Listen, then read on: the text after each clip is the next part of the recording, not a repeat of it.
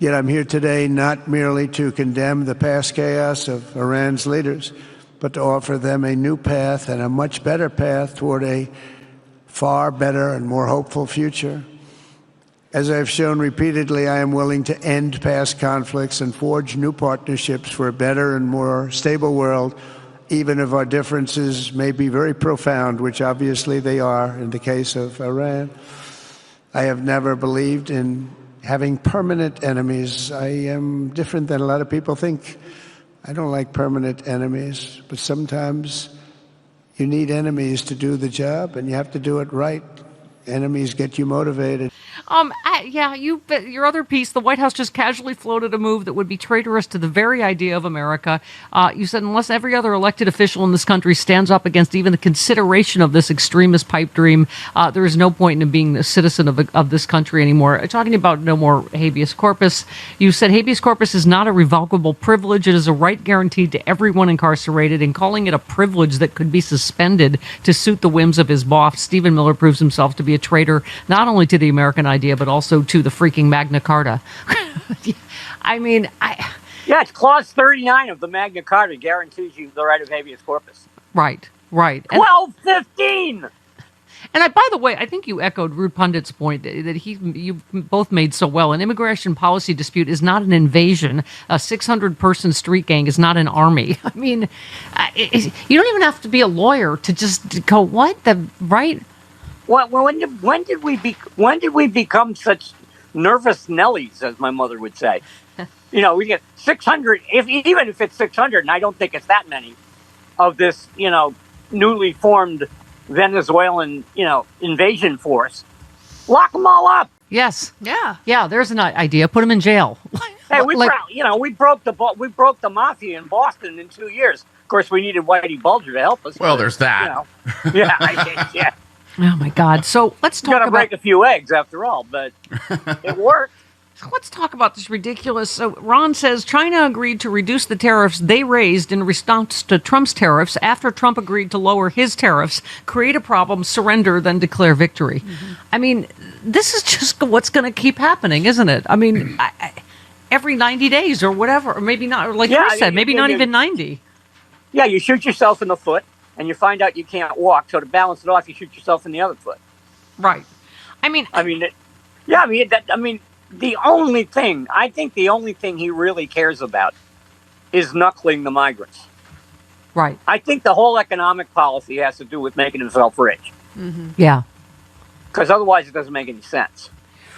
Well, yeah, this is Fox News' Charles Gasparino. I mean, the Chinese must think this guy's hilarious. Oh, yeah. Yeah, he's negotiating with himself on social media and losing.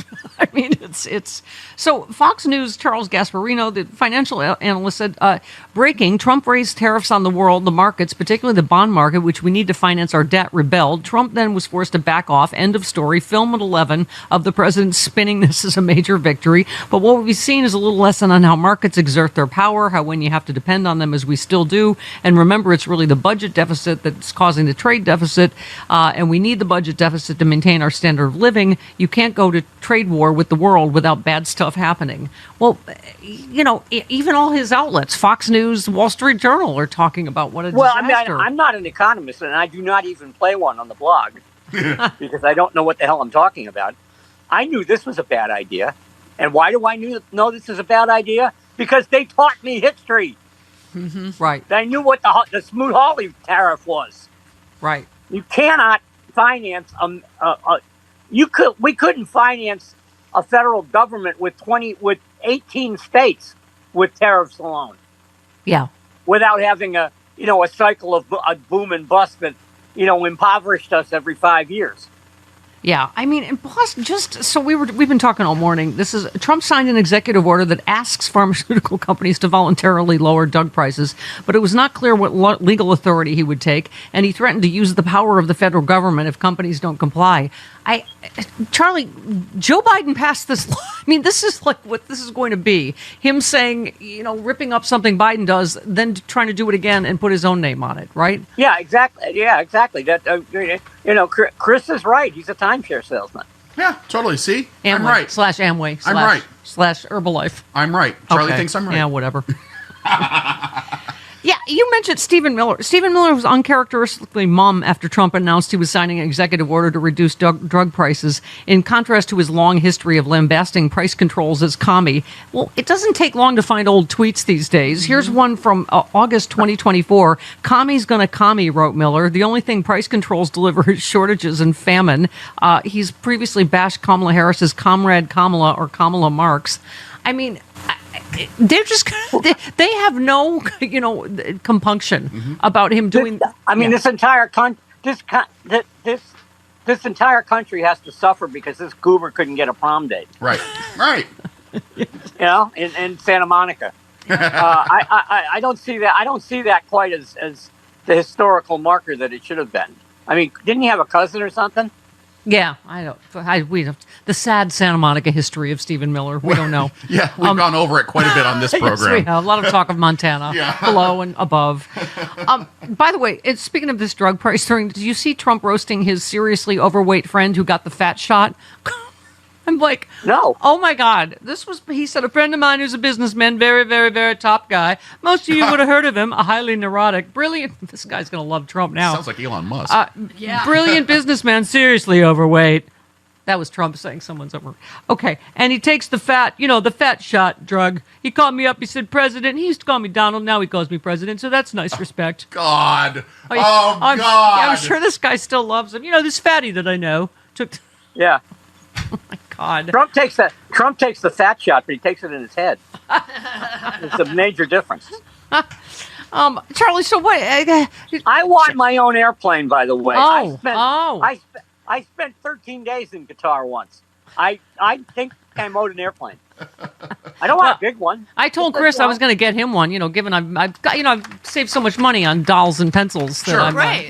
I've got the budget now. That's why the guy's trying to kill you for the insurance money, right? Because he knows you've got secret money hidden all over the Caymans. Oh yeah, stashed everywhere in that attic under the name Babe Buchanan. I mean, Charlie, here we go again. I keep saying this: rinse, lather, repeat. This is his new technique. As someone that's been in the press pool forever, he asks where you're from, and then he won't answer your question, right? So ABC News correspondent Rachel Scott pressed him on the $400 million palace in the sky he's supposed to accept from Qatar, asked how he would respond to concerns from the American public that the luxury jet could be seen as a personal gift, you think? He called Scott fake news, said she should be embarrassed before... He said his recent anger toward ABC News, whose parent company paid Trump $15 million to settle this stupid lawsuit, right, involving George Stephanopoulos, who did nothing wrong. Which he had no chance of winning. Right. But this is what I mean. It's it doesn't matter if you bend the knee. So now he's going after. And by the way, this whole story, ABC broke it, right? This is still tells you the value of journalism. They're not the most transparent. They only had to talk about it because ABC News revealed it, right?